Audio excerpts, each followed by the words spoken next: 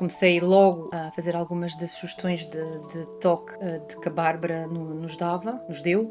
E comecei logo a fazer com a minha filha e com o meu filho pequenito. E então temos sempre um ritual antes de ir para a cama do toque que eu ensinei-lhes a fazer. E acaba por ser também o nosso momento à noite e também acaba por ser um momento para relaxarem e tem resultado muito bem. Posso dizer e posso partilhar que a minha filha tem bruxismo com o toque que eu lhe tenho feito e com o toque que eu também lhe mostrei como fazer. Ela não costuma nunca mais ranger os dentes.